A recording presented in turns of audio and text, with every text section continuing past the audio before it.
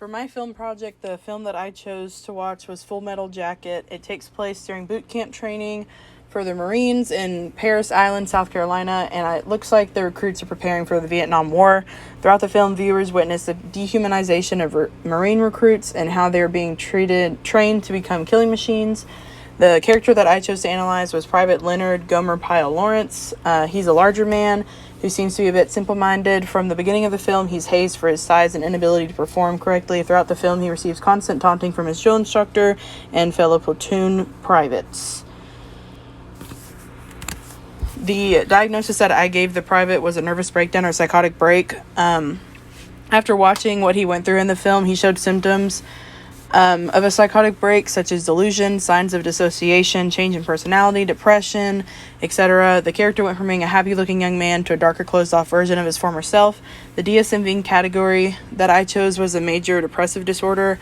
The criteria for MDD includes depressive mood, loss of interest, weight gain loss, insomnia, hypersomnia, psychomotor agitation or retardation, fatigue, feeling worthless or excessive inappropriate guilt, and decreased concentration.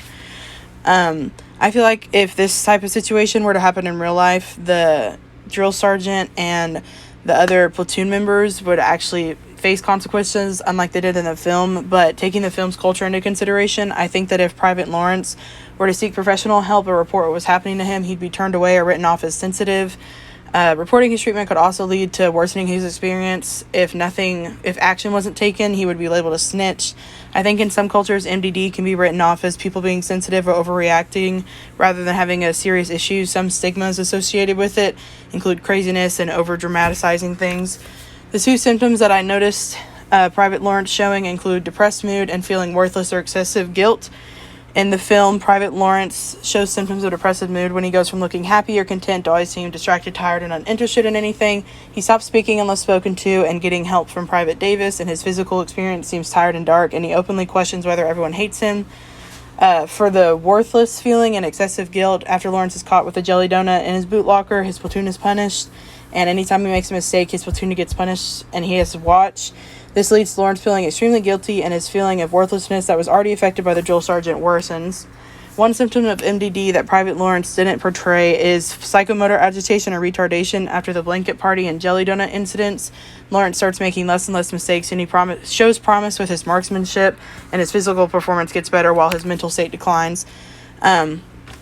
Online, I found the treatment that I found for this disorder was pharmaceutical treatments and stuff like cognitive behavioral therapy, acupuncture, supplements, repetitive transcranial magnetic stimulations, and electroconvulsive therapy. If I were in charge of his case, I would recommend CBT to help learn to identify and change destructive thought patterns, or the use of supplements. If that didn't prove effective, I would suggest using the pharmaceutical inhibitors.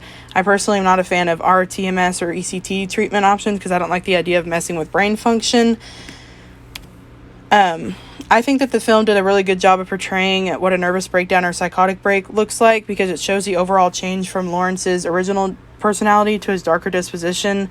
The film also shows the small details and different ways someone can be affected by an illness by showing the private's mental deterioration as well as improved performance levels. I think that the way the film portrayed this disorder helped me to understand just how much words and actions can have an effect on others. The extreme actions of the drill instructor and the other privates greatly affected Lawrence and ultimately led to suicidal thoughts and death.